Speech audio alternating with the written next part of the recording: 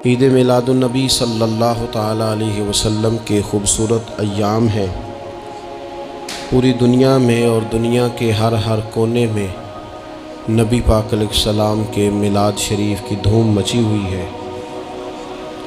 ہر جگہ حضور کے فضائل، خصائل، شمائل بیان ہو رہے ہیں۔ نبی پاک کی نعتوں سے پورا زمانہ گونج رہا ہے۔ حضور کی سیرت مبارکہ کے فیوز و برکات سے اہل اسلام اپنے دلوں کو منور فرما رہے ہیں۔ اس کے ساتھ ساتھ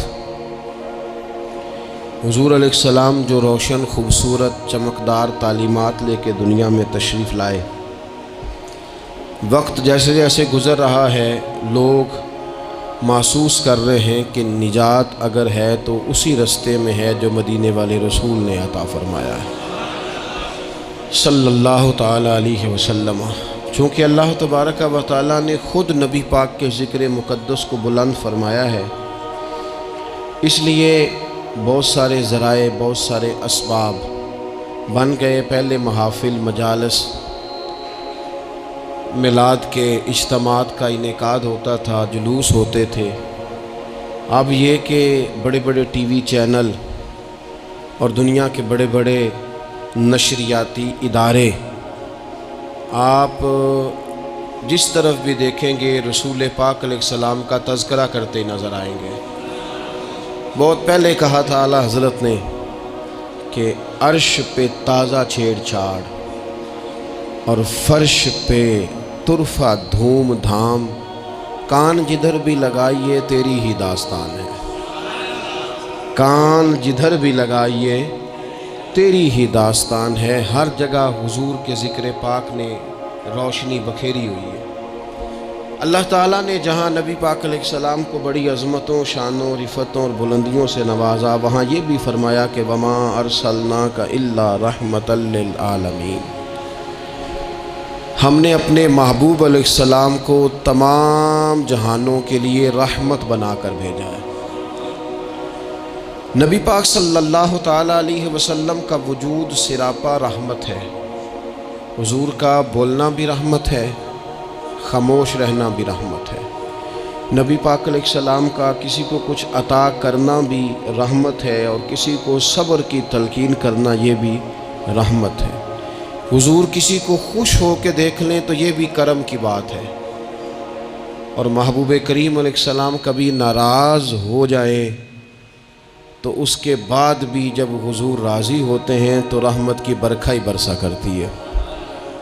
اور حضور علیہ السلام نے فرمایا ہے، میں نے اللہ کی بارگاہ میں یہ دعا کی ہے کہ مالک اگر میں کسی کو جھڑک دوں نا، کسی مسلمان مومن کو، تو مالک اسے بھی اتنا ثواب دینا جتنا تو فرض نماز کا ثواب عطا فرماتا ہے۔ تو وجود سارے کا سارا حضور کا رحمت کاملہ ہے۔ نبی پاک کا مسجد نبوی شریف میں بیٹھ کر پیغام دین دینا بھی رحمت ہے، اور حضور اگر اسلحہ پہن کر بدر کے میدان میں آ جائیں، اللہ کے دین کو نافذ کرنے کے لیے دست مبارک میں تلوار اٹھا لیں تو یہ بھی کائنات کے لیے رحمت ہے، یہ بھی فضل ہے۔ کیوں؟ اس لیے کہ اگر جڑی بوٹیاں کاٹی نہ جائیں تو اصل فصل کا نقصان کر جاتی ہیں۔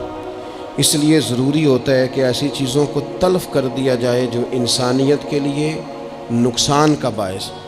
اللہ تعالیٰ نے نبی پاک علیہ السلام کے وجود کو سراپا رحمت بنایا۔ بدقسمتی یہ ہوئی کہ دور جب بدلا نا اور لوگ اپنی ضروریات زندگی کمانے کے لیے میدان میں آئے، تو وہ اس طرح کی کچھ دوڑ میں ہم سب لوگ شامل ہو گئے کہ ایک مخصوص سی مادہ پرستی، ایک مخصوص سا مزاج، دولت کی اینک سے ہر چیز کو دیکھنے کا، تو ڈھیر سارا کچھ شخص اچھا ہے، اس میں بہت بڑی تعداد میں بھلائیاں پائی جاتی ہیں، اتنی زیادہ بھلائیاں کسی میں پائی جاتی ہیں، اتنا پیارا آدمی ہے، اتنا شستہ اس کا مزاج ہے، لیکن ہم جب کسی سے ملتے ہیں تو ہم یہ دیکھتے ہیں کہ اس کی ساری اچھائیاں اپنی جگہ پر پتہ چلے نا کہ وہ ہمیں کیا دے سکتا ہے، ہمارے کس کام آ سکتا ہے، ہمارے لیے کتنا نفع بخش ہو سکتا ہے، ہمارے لیے کتنا سود مند، یعنی وہ مزاجوں میں جو خاص نرمی ہونی چاہیے تھی، اور جو حضور نے فرمایا کہ تم میں سے بہتر وہ ہے جو لوگوں کے لیے نفع مند ہے، وہ والا مزاج نہیں بلکہ کچھ لینے کا۔ تو حضور علیہ الصلوۃ والسلام کو اللہ تعالیٰ نے رحمت بنا کر بھیجا۔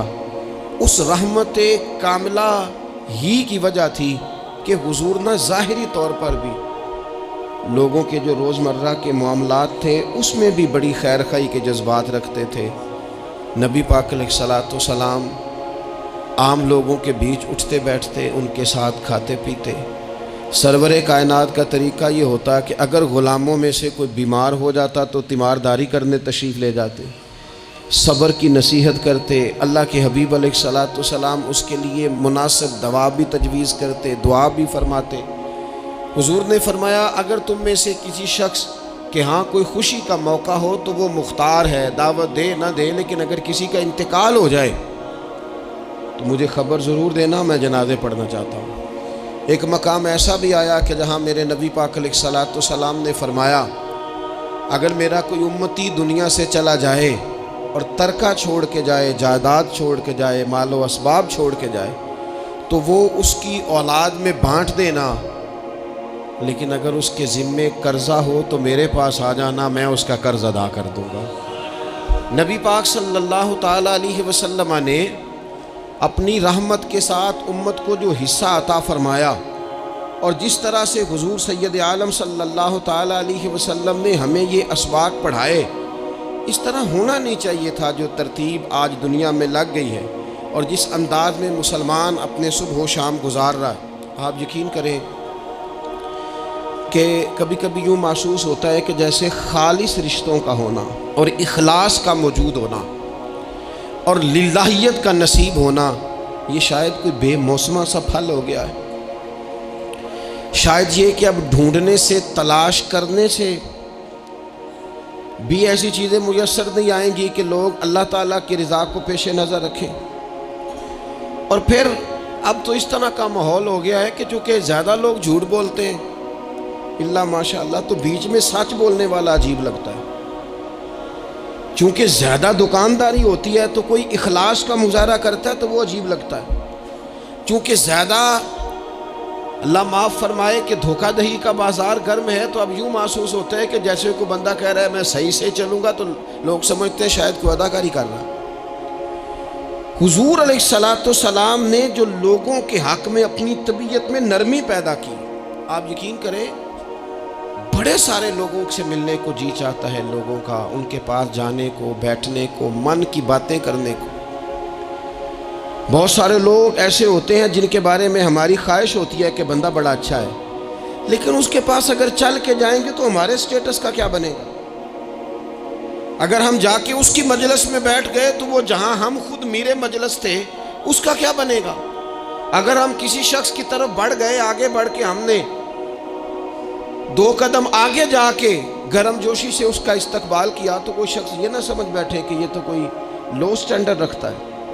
ہم نے وہ اس طرح کے بیج بوئے ہیں انانیت کے کہ ڈھیر ساری تکلیف لوگوں کو ہماری وجہ سے ہوتی ہے۔ بہت سارے لوگ آزمائش کا شکار ہوتے ہیں، بعض لوگ آ جائیں، لوگ ڈھب سے کھانا نہیں کھا پاتے، لیکن وہ خاص رحمت اور وہ خاص نرمی جو نبی کریم نے ہمیں عطا فرمائی ہے، یار یہ کتنا، میں آپ کو ذاتی بات بتاتا ہوں، اپنے مخالف کو، گالی دینے والے کو، زندگی کے کسی کونے میں برا کہنے والے کو معاف کرنا بڑا مشکل کام ہے۔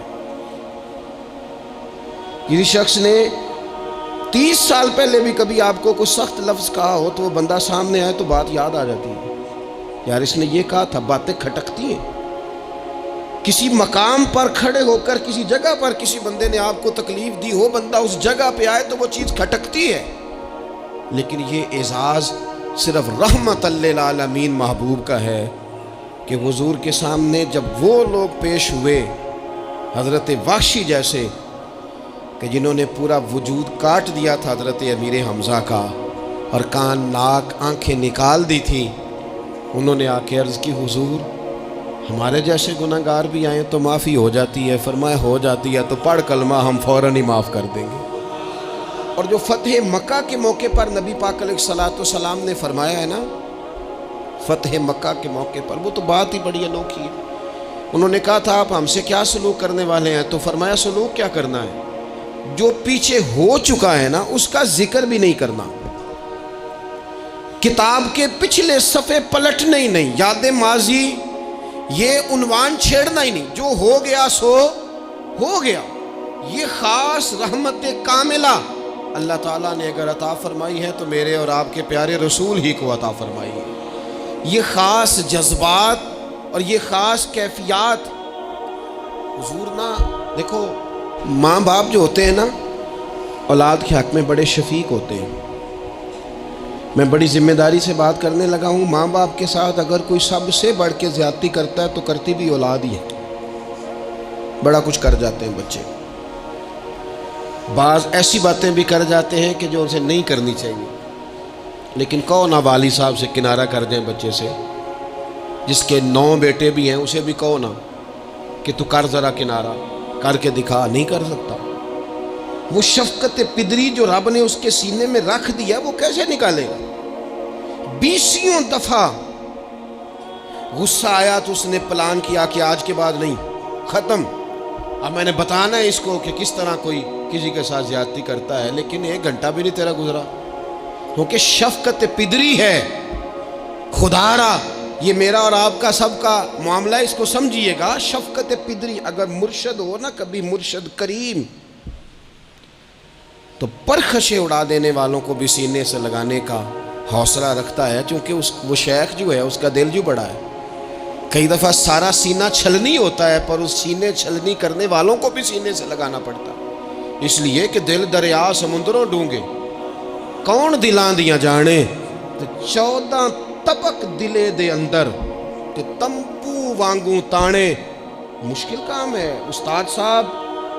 وہ مطلب ہم نے یہ دیکھا ہے کہ بچے کو اٹھانے کے لیے والد آ گئے کہ نہیں جی نہیں ہم نے نہیں پڑھانا، تو استاد صاحب کہنے نے میں بڑی محنت کی تھی جی ہم تے چل گیا ہے 6 مہینے ویکھو تے صحیح، میں نے بڑی مشقت کی ہے، یہ راہ میں نہ اسے لے جاؤ. میں نے تو کئی ناشتے نہیں کیے کہ کلاس میں پہنچنا تھا. کئی دفعہ میں نے کھانا چھوڑ دیا کہ مجھے دیر ہو گئی تھی. نہ لے کے نہ جاؤ، میری مشقت ہے. یہ میں آپ کو وہ والی مثالیں دے رہا ہوں جو صرف میرے اور آپ کے عقل کے قریب ہیں. جب تیری 20 غلطیوں سمیت تیرا والد، تیری ماں، تیرے مرشد، تیرے استاد، تیرے بزرگ، تیرا بڑا بھائی تجھے قبول کر لیتے ہیں نا، تو بس سمجھ لے یہ جتنا بھی پیار کرتے ہیں یہ سارا ایک قطرہ ہے، اور محبوب جو محبت کرتے ہیں اس میں سارے دریا سما جایا کرتے ہیں. رسول پاک جو پیار کرتے ہیں نا، نبی کریم جو محبت کرتے ہیں، حضور، اور حضور کو سب سے زیادہ غم کیا رہتا تھا؟ روزی روٹی کا نہیں، اس کا بھی بندوبست کیا، تعلیم و تعلم کا بھی بندوبست کیا. حضور کا سب سے بڑا احساس یہ تھا کہ میری امت دوزخ سے بچ جائے، جنت میں جائے، گمراہ عقائد سے باہر آئے، راہ حق انہیں نصیب ہو. اس کے لیے نبی پاک جد و جہد کرتے. حضور کو روڑے مارنے والے، پتھر مارنے والے، کانٹے بچھانے والے، گردن پہ اوجڑیاں رکھنے والے رات کو سکون سے سو جاتے، اور نبی پاک انہی لوگوں کے لیے رات کو ہاتھ اٹھا کے ہدایت کی دعائیں کرتے رہتے. وہ روڑے مار کے سو گئے جا کے، اور جس نے روڑے مارے وہ نبیوں میں رحمت لقب پانے والا، مرادیں غریبوں کی بر لانے والا. اور کسی نے کہا تھا لے کے پہلو میں غم امت نادار آئے، لے کے پہلو میں غم امت نادار آئے. وہ دیکھو امتی امتی کہتے ہوئے سرکار آئے. وہ دیکھو نا امتی امتی کہتے ہوئے، لے کے پہلو میں غم امت نادار آئے. حضور کے پہلو میں غم ہے امت. یا اللہ مہربانی فرما، یا اللہ مہربانی فرما. اور صبح قیامت بھی ہم سب لوگ نا لائق لوگوں سے اپنا تعلق بناتے ہیں. میں نے دیکھا ہے کہ ساری زندگی کا رشتہ ہے. وہ کسی نے کہا تھا کہ کوئی بندہ مجھے ایسا چاہیے کہ میں اس سے جھوٹ بھی بولوں تو وہ مجھ سے سچ بولے. کچھ لوگ ایسے چاہیے ہوتے ہیں نا زندگی میں کہ وہ توأن و کرہن ساتھ ہی رہیں، لیکن یہ ہوتا نہیں، مشکل کام ہے. لوگ کہتے ہیں اگر لائق ہے تو میرا ہے، نالائق ہے تو پھر میرا.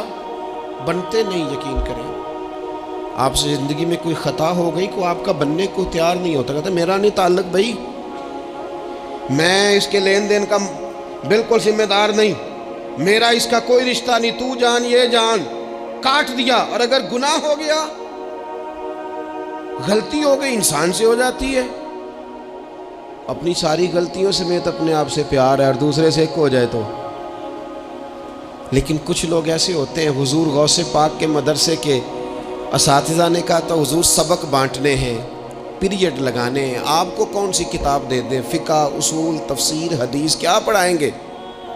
تو آپ فرمانے لگے نہیں، تم مجھے سبق نہ کوئی دو، تم اس طرح کی تقسیم کرو کہ لائق بچے سارے تم رکھ لو، نالائق سارے مجھے دے دو. حضور علیہ السلام نے فرمایا قیامت کے دن جو بڑے بڑے گناہ گار ہوں گے نا، بڑے بڑے، وہ میری چادر کے نیچے چھپے ہوئے ہوں گے. چور حاکم سے چھپا کرتے ہیں یا اس کے سوا؟ تیرے دامن میں چھپے چور انوکھا تیرا. اور حضور ہمارے وکیل نہیں، حضور ہمارے شفیع ہیں. حضور ہماری وکالت نہیں کریں گے، حضور ہماری شفاعت کریں گے. وکیل وہ ہوتا ہے جو کٹہرے میں کھڑا ہو کے جج صاحب سے کہتا ہے اس نے کوئی جرم نہیں کیا، بلا وجہ الزام لگایا گیا ہے، اس نے کوئی خطا نہیں کی، یہ ذاتی اناد پال رہے ہیں، یہ بندہ ہی بڑا اچھا ہے، یہ تو تھا ہی نہیں موقع پہ، اس نے تو کیا ہی کچھ نہیں، وکالت کرتا ہے اسے معاف کر دو، یہ وکیل ہوتا ہے. اور شفیع وہ ہوتا ہے جو کہتا ہے اس نے سارا کچھ ہی کیا ہے پر میں جو آ گیا ہوں، سارے جرم اس نے کیے ہیں پر میں آ گیا ہوں نا، میرا آنا دیکھا جائے اور اسے معاف کر. تو نبی کریم علیہ السلام نے خاص، اور پھر کچھ ایسی چیزیں جو بالکل سادی تھیں، اس کا بھی نبی پاک صلی اللہ تعالیٰ علیہ وسلم نے لوگوں پر بوجھ نہیں ڈالا. حضرت سیدنا ابن مسعود رضی اللہ تعالیٰ عنہ فرماتے ہیں، مسلم شریف میں موجود ہے، کہتے ہیں حضور ہمیں کبھی کبھی واز سنایا کرتے تھے، ہر روز تقریر نہیں سناتے تھے. یا رسول اللہ صلی اللہ علیہ وسلم ہمارا دل کرتا ہے. فرمایا میں نہیں چاہتا کہ تم تکلیف میں آ جاؤ. حضور فرماتے ہیں میں لمبی نماز پڑھانا چاہتا ہوں، پیچھے سے کوئی بچہ رو پڑتا ہے، میں اللہ کی نماز مختصر کر دیتا ہوں. نبی پاک صلی اللہ تعالیٰ علیہ وآلہ وسلم کی عادت مبارکہ تھی. حضور سواری پہ چل رہے ہوتے تھے تو کوئی غلام ساتھ چلنا چاہتا تھا تو فرماتے تھے میرے ساتھ آ کے سواری پہ بیٹھ جاؤ. یا رسول اللہ میں آپ کے ساتھ نہیں بیٹھ سکتا، میں تقاضا ادب ہے کہ میں آپ کے ساتھ نہ بیٹھوں. تو حضور فرماتے پھر واپس چلا جا، میری طبیعت گوارا نہیں کرتی کہ میں سواری پہ چلوں اور میرے ساتھ جو لوگ ہیں وہ پیدل سفر کریں. احساسات، جذبات، محبوب کریم کو اللہ تبارک و تعالیٰ نے جو دل عطا کیا. آپ دیکھیں چھوٹے چھوٹے بچوں، وہ ہمارے ہاں نا جی بزرگ ناراض نہ مجھ سے ہو جائیں، ہمارے ہاں بزرگ بعضوں کا شکوہ کرتے ہیں، کہتے ہو کاکا ادھر آئے نا تو میرے نہ سلام نہیں لئی. بھئی آپ لے لیتے سلام، یہ کچھ جھگڑے والی بات ہے؟ آپ سلام کر دیں. رسول پاک کی عادت مبارکہ تھی کہ چھوٹے چھوٹے بچے گلیوں میں ہوتے تو حضور آگے بڑھ کے خود انہیں سلام کہتے، ان کے سروں پہ دست شفقت پھیرتے، ان کی چھوٹی چھوٹی باتیں سنتے، ان کے سوالات کے جواب ارشاد فرماتے. اللہ کے پیارے رسول صلی اللہ تعالیٰ علیہ وسلم کا تو یہ معاملہ تھا کہ عبادت کے معاملے میں بھی جب ایک شخص نے کہا کہ یا رسول اللہ میں ساری رات نماز پڑھا کروں گا، سارا دن روزہ رکھوں گا، تو حضور نے فرمایا نہ، آنکھیں تکلیف میں آ جائیں گی، وجود تھک جائے گا. ایک سرکار کی زوجہ محترمہ ام المومنین نے رسی باندھ لی تھی مسجد نبوی میں کہ میں جب تھک جاؤں گی تو ٹیک لگا لوں گی، پر میں نے پڑھنی ساری رات ہے نماز. اللہ کے محبوب نے فرمایا جتنی دیر طبیعت اجازت دے اتنی دیر پڑھو، باقی آرام کرو. اور فرمایا تمہاری آنکھ کا بھی تمہارے اوپر حق ہے، تمہارے وجود کا بھی تمہارے اوپر حق ہے. یہ ساری چیزیں نبی پاک صلی اللہ تعالیٰ علیہ وسلم کی امت کے ساتھ رحمت پر دلالت کرتی ہیں. اسی طور پر آپ دیکھیں کہ نبی کریم علیہ السلام نے 2-3 دن تراویح پڑھی، پھر صحابہ جمع ہو گئے، زیادہ لوگ آ گئے تو سرکار اندر سے باہر ہی نہیں آئے، حجرے میں رہے. فجر کے وقت آئے تو فرمایا مجھے پتہ تھا تم سارے انتظار میں ہو، اور تم نے دیر تک میرا انتظار کیا، میں جان بوجھ کے نہیں آیا۔ کیوں نہیں آئے یا رسول اللہ صلی اللہ تعالیٰ علیہ وسلم؟ تو حضور فرمانے لگے اس لیے نہیں آیا کہ اگر میں آ جاتا اور کچھ دن مستقل یہ نماز پڑھتا تو میرے دل میں خیال آیا کہیں رب کریم اسے فرض نہ کر دے، تمہیں مشقت ہوگی، تمہیں تکلیف ہوگی، لہٰذا میں حضور دل چاہ رہا ہے نفل عبادت کو، اس لیے نہیں کر رہے کہ امت پر کہیں ضروری ہو جائے۔ حضرت سیدنا عباس فرماتے ہیں کہ ایک انصاری صحابی رات کو مسجد نبوی شریف میں داخل ہوئے، ان دنوں جن دنوں وہ بدر کے قیدیوں کو لایا گیا تھا، تو ان قیدیوں کو رسیاں صحابہ نے زور سے باندھ دی تھی، تو کہتے ہیں کہ میں نے دیکھا نبی کریم علیہ السلام بڑی بے چینی کے عالم میں کبھی ادھر جاتے کبھی ادھر آتے۔ میں نے عرض کی یا رسول اللہ صلی اللہ تعالیٰ علیہ وسلم خیریت ہے؟ تو حضور نے فرمایا ان قیدیوں میں میرے چچا جناب عباس بھی ہیں، وہ ہائے ہائے کرتے ہیں تو مجھے نیند نہیں آتی۔ چلو زیادہ نہیں تو تھوڑا احساس کبھی چچا کا بھی پیدا کرنا چاہیے۔ ویسے چچا چاند نہیں ہوتا، چندہ ہمیشہ ماموں نہیں ہونا ہے۔ چچا جتنا مرضی بھی خوبصورت ہو بیچارہ چاند ہو سکتا نہیں، چندہ ماموں نہیں ہونا ہے، پکی بات۔ تو کبھی چچا کا بھی احساس کرنا چاہیے۔ نبی کریم علیہ السلام نے فرمایا چچا ہائے ہائے کرتے ہیں تو مجھے نیند نہیں آتی۔ وہ انصاری صحابی فرماتے ہیں کہ میں دوڑا گیا اور میں نے جا کے معلومات کی کہ حضرت عباس رضی اللہ تعالیٰ عنہ کو کہاں باندھا گیا ہے۔ فرماتے میں جا کے حضرت عباس کی رسیاں ڈھیلی کر کے آیا تو وہ سکون میں آ گئے۔ تو آ کے حضور علیہ السلام کو میں نے دیکھا تو سرکار بھی زمین پر بیٹھ گئے، لیکن ابھی چہرے پر بے چینی باقی تھی۔ میں نے عرض کی حضور میں رسیاں ڈھیلی کر رہا ہوں جناب عباس کی، آپ آرام سے سو جائیں۔ یہاں تک نہیں یہ رحمت رکتی، یہ رحمت کسی مقام پر محدود نہیں ہوتی۔ میرے کریم کا کرم ہمیشہ برستا ہے تو بغیر رنگ و نسل ہر جگہ برستا ہے۔ حضور علیہ السلام نے فرمایا صرف عباس نہیں، جا سارے قیدیوں کی رسیاں ڈھیلی کر کے آ، سب کو یہ کون لوگ ہیں؟ یہ بدر میں پھول لے کے آئے تھے، یہ گجرے لے کے آئے تھے پھولوں کے، خوشبو کا تحفہ دینے آئے تھے، یہ تو تلواریں لے کے آئے تھے۔ لیکن یہ اعزاز ہے میرے نبی پاک کا کہ اللہ نے حضور کو رحمت للعالمین بنایا ہے۔ دلوں کے اندر اتنی گنجائش رسول پاک نے پیدا کی، فرمایا سب کہ رسیاں ڈھیلی کرو تاکہ میں آرام سے سو جاؤں۔ طبیعتوں کی سختی، مزاجوں کا تلخ پن، اپنی ذات کے خول میں بند ہو کے زندگی گزار دینے والے لوگ، اپنے آپ سے شروع ہو کر اپنے آپ پر ختم ہو جانے والا مزاج، جو میں سوچ رہا ہوں، جو میں دیکھ رہا ہوں، جو میری طبیعت فیصلہ کر رہی ہے، جس اینک سے میں معاشرے کو پڑھ رہا ہوں، سارے معاشرے کو اسی طور پہ میں لے کے چلوں گا، یہ سوچیں درست نہیں۔ ہم نبی کریم علیہ السلام کے ماننے والے ہیں، ہمیں ان ساری باتوں کا خیال اور ادراک کرنا پڑے گا کہ جو ہمیں ہمارے رسول پاک نے سکھائی ہے۔ انسان پر بعض اوقات کچھ لوگ اس طرح کا بھی اس کے ساتھ رویہ اختیار کرتے ہیں کہ رد عمل کے طور پر کچھ کہنا پڑتا ہے۔ بعض لوگ سخت سست کہہ دیتے ہیں رد عمل کے طور پر، خود اس طرح کے نہیں ہوتے، لیکن تانگ آمد بجانگ آمد۔ تو ایک دفعہ جب بڑی سخت تکلیف دی کفار نے تو صحابہ نے عرض کی یا رسول اللہ ان کے لیے دعا کریں یہ تباہ ہو جائیں، تو محبوب نے خود ان لفظوں کے ساتھ جواب دیا، فرمایا اللہ نے مجھے لعنت ملامت والا نہیں بنا کے بھیجا، مجھے رحمت للعالمین بنا کے بھیجا۔ انہیں ہر وقت تانے دیتے رہنا، ہر وقت کھڑے رہنا، یہ دیکھیں نا میرے ملک کا ماحول کیا بنا ہوا ہے، رائے کا اختلاف ہی ہے نا، لیکن جو دھینگا مشتی روز ہوتی ہے اور جو دھما چوکڑی روز مچائی جاتی ہے، روز جو نئی سے نئی کہانی پنپتی ہے، ملک کے اندر کوئی شخص ایسا نہیں رہ گیا، کوئی ادارہ ایسا نہیں رہ گیا جس کے بارے میں ہمارے دل بالکل صاف ہو، اس لیے کہ ہم نے مزاج اس طرح کا بنا لیا ہے، ہم نے اینک اس طرح کی لگا لی ہے، لہجے اس طرح کے بنا لیے۔ حضور سید عالم علیہ السلام نے ایک دن فرمایا تھا مجھے کسی صحابی کے بارے میں کوئی بات نہ پہنچانا، کسی کی غلطی آ کے ڈائریکٹ مجھے نہ بتانا، میرے سامنے کچھ بھی ایسا نہ کرنا۔ یا رسول اللہ کیوں؟ فرمایا میں چاہتا ہوں میرے دل میں سب کے لیے گنجائش ہے تو گنجائش ہی رہے، لوگوں کو خوش گمان رہنے ہی نہیں دیا جاتا۔ اچھی سوچیں پیدا کرنے کے موقع ہی نہیں دیے جاتے. وہی بدگمانیاں ہیں، وہی ماحول کے اندر شدت ہے، وہی انداز ہمارا اس طرح کا ہے، اور وہی کچھ ہم کر رہے ہیں، اور سارے ہیں کہ ایک ہی لاٹھی کے ساتھ ہانکے جا رہے ہیں. خدا را چیزوں کو دیکھیں اور غور کریں کہ ہم نبی پاک صاحب الاولاق سید عالم صلی اللہ تعالیٰ علیہ وسلم کے ماننے والے ہیں. پھر ایک اور بات، حضور کی رحمت چونکہ کامل ہے تو حضور علیہ السلام کا ایک طریقہ ہے. دنیا میں دو طرح سے لوگ اپنا آپ ثابت کرتے ہیں. ایک پورے ماحول میں لوگ اندھیرا کرنا چاہتے ہیں تاکہ میں صحیح طرح چمک جاؤں.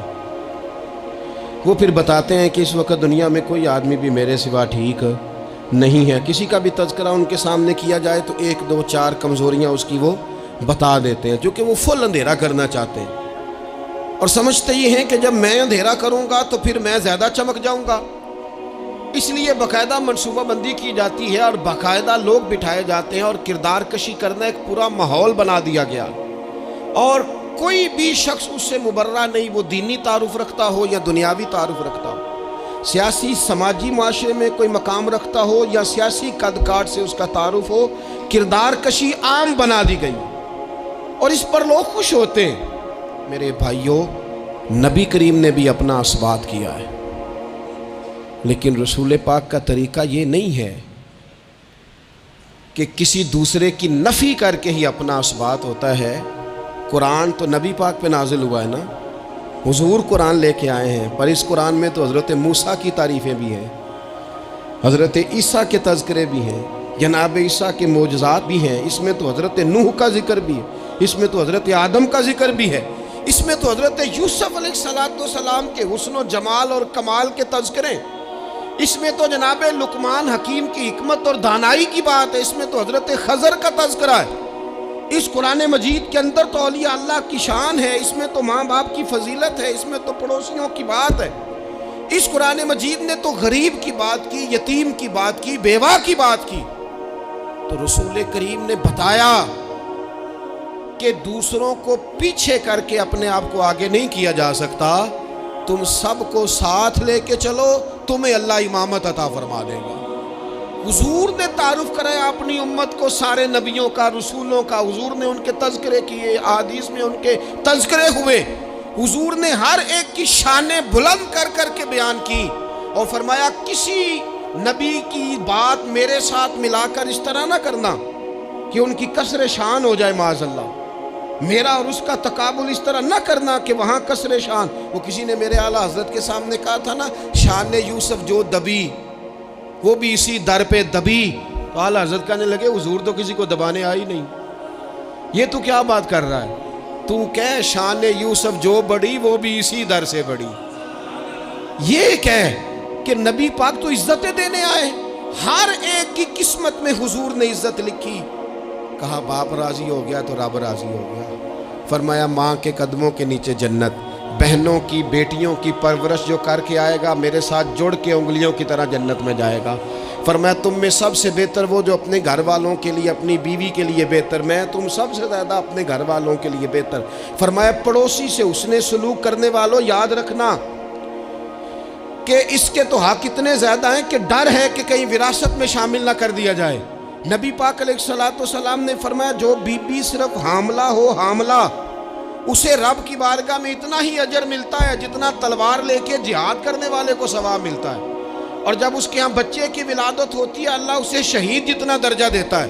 اور جب وہ بچے کو دودھ پلاتی ہے تو ایک ایک گھونٹ کے بدلے رب غلام آزاد کرنے کا ثواب عطا کرتا ہے. یا رسول اللہ اسی کی صرف شان ہے؟ فرمایا نہیں، آدمی کے بال سفید ہو جائیں، مومن مسلمان سفید بالوں والا، اگر تم نے اس کی عزت کی تو سمجھ لینا تم نے اپنے رب کا احترام کیا ہے. یا رسول اللہ تاجر؟ تو فرمایا سچ بول کے تجارت کرنے والا تو قیامت میں نبیوں کے ساتھ ہوگا. یا رسول اللہ یہ عالم، یہ طلباء، یہ دور دراز سے آنے والے لوگ؟ تو محبوب نے فرمایا یہ تو کوئی ڈگری نہیں لیتے، پہلے دن ہی گھر سے نکلتے ہیں تو فرشتے پیروں کے نیچے پر بچھا دیتے ہیں. یا رسول اللہ وہ مزدور دیکھا، مزدور سڑکوں پہ بیٹھا، رول گئے لوگ اپنے مطالبات کے لیے احتجاج کرتے. وہ کسان دیکھے دنیا سو رہی ہے اور ٹھنڈ میں جا کے فصلوں کو پانی دے رہے، وہ ہم نے مزدور دیکھے جن کے ہاتھوں پہ چھالے پڑ گئے، لوگوں کی انہوں نے بلڈنگیں کئی منزلہ بنا دی پر اپنے چھت سے پانی ٹپکتا روک نہ سکا۔ حضور یہ جو لوگ ہیں ان کی کیا شان ہے؟ تو حد کر دی میرے کریم نے، فرمایا محنت کر کے روزی کمانے والا تو اللہ کا دوست ہے، اس کو تو اللہ نے قرب دے دیا دوستی۔ تو نے ہر شخص کی قسمت میں یہ عزت لکھی اور آخری خطبے کی صورت میں بھی وصیت لکھی۔ حضور نے ہر شخص کو احترام دیا، ہر ایک کو اکرام دیا۔ لوگوں کو پیچھے دھکیل کے قد اونچا نہیں ہوتا، بلکہ شمع سے جتنی مرضی شمعیں جل جائیں اس کی اپنی روشنی میں کبھی کمی نہیں آیا کرتی، بلکہ حد ہو گئی۔ ایک دن نبی پاک علیہ السلام نے حضرت جبریل امین سے پوچھ لیا، فرمایا جبریل سب کو میری رحمت سے حصہ ملا ہے، آپ کو بھی کوئی ملا ہے؟ ملا تو بتاؤ نا۔ تو حضرت جبریل عرض کرنے لگے حضور بالکل ملا ہے۔ کہا کس طرح؟ عرض کی یا رسول اللہ جب سے ابلیس کا انجام دیکھا تھا نا ڈر آتا تھا، خدا جانے خاتمہ کس طرح کا ہو، لیکن جب آپ آئے، قرآن آیا اور قرآن میں حضرت جبریل کا ذکر آیا تو فرماتے ہیں میں سمجھ گیا اب اللہ نے کرم کر دیا ہے، اب طے کر دیا ہے کہ جبریل امین علیہ السلام کے جو اعزازات ہیں وہ ہمیشہ اعزاز ہی رہیں گے۔ نبی پاک کی رحمت سے ہر شخص کو حصہ ملا، حتیٰ کہ کفار کو، مشرکین کو، منافقین کو۔ رسول پاک علیہ السلام ہر ایک کے لیے رحمت بن کے تشریف لائے، یہاں تک کہ جانور بھی۔ حضور کے پاس آتے تھے تو اپنے دکھ سنا جاتے تھے، حضور تو ان کو بھی تھپکیاں دیتے، تسلیاں دیتے۔ حضرت انس بن مالک کہتے ہیں لوگوں مجھے وہ دن بھولتا ہی نہیں جس دن نبی پاک مکے سے ہجرت کر کے مدینے آئے تھے۔ لوگ گلیوں میں، چھتوں پہ حضور کی اونٹنی کے گرد یا رسول اللہ یا محمدہ کی صدائیں ہم نے اپنے کانوں سے سنی۔ ایک بڑی شان رکھنے والا قبیلہ بنو نجار، اس کی بچیاں کونے میں دف لے کے بیٹھ گئیں، کہنے لگی یہ نہ سمجھنا کہ ہم کوئی عام ہے، ہم بہت بڑے خاندان کی بیٹیاں ہیں، لیکن آج یہاں اس لیے بیٹھی ہیں کہ دیکھو تو صحیح ہمارے پاس آیا کون ہے۔ وہ ننھی بچیاں جو بیٹھ کر وہاں دف بجاتی تھیں وہ رسول پاک کی جانب اشارے کر کے گاتی تھیں اور کہتی تھی ہم ہیں بچیاں نجار کے عالی گھرانے کی، ہمیں خوشی ہے آمنہ کے لال کے تشریف لانے کی، خوشی ہے آمنہ کے لال کے، بس رہے گا یوں ہی ان کا چرچا رہے گا یوں ہی ان کا، پڑے خاک ہو جائیں جل جانے والے۔ آخر دعویٰ یعنی الحمد۔